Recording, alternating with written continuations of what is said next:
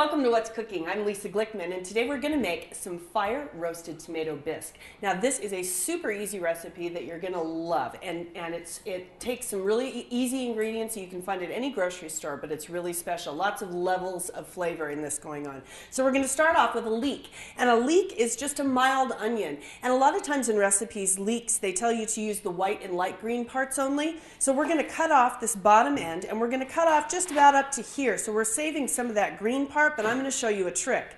What you want to do is just kind of whittle. If you whittle down like this, then you're taking off that green, and you still can keep a lot of this leek, a lot of this light green part without, wasting a big part of the leek. So then we want to split it in half. Now, leeks are grown in a lot of sand and dirt, so you want to make sure and give this a really good rinse. So what I like to do is give it a nice split like that, and then pull these leaves apart and rinse it under some water. So I have one here that's already been rinsed. And we're going to start off with a little olive oil in our pan, probably a tablespoon or two. Just like that, just put that olive oil in there, and then we'll go ahead and chop up this leek and put it right in the pan with that olive oil. Pretty small. We're going to blend the whole thing later, so you want to keep it relatively in small pieces, but it doesn't have to be chopped teeny tiny. So that goes into the pan.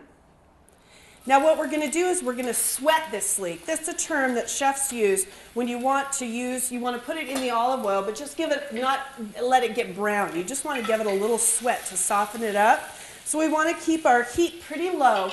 And then what you want to do is take this piece of parchment paper and just kind of lay it down on top of those leeks. In about 5 or 10 minutes, they'll get nice and soft. So when those get nice and soft, then we're going to add 2 tablespoons of sherry. This is just regular cooking sherry, and this is going to add another level of flavor to this soup.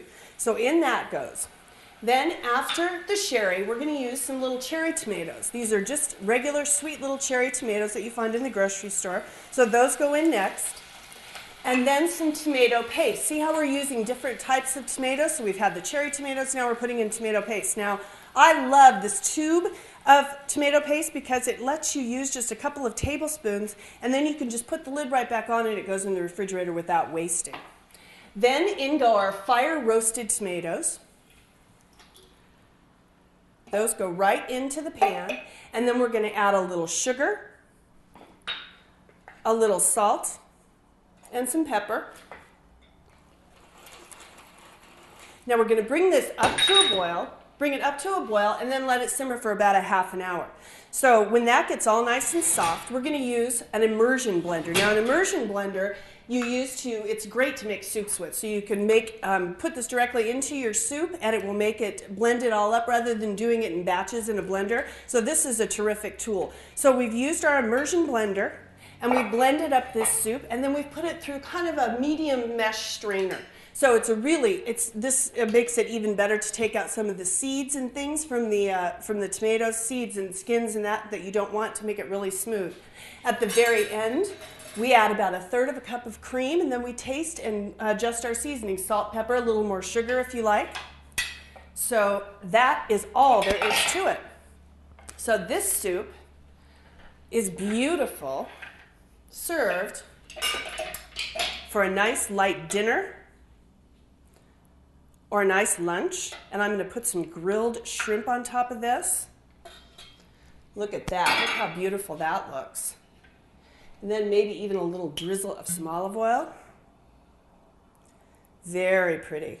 But this soup is also just as at home with a regular old grilled cheese sandwich. Look at that. Tillamook cheddar cheese sandwich for dipping. Doesn't get any better than that. Isn't that great? I'm Lisa Glickman. You can find me at my website, lisaglickman.com. And I'm the homegrown chef in every issue of 1859 magazine. It's on newsstands and at 1859oregonmagazine.com, where you can find all these recipes under Food and Wine. Click Homegrown Chef.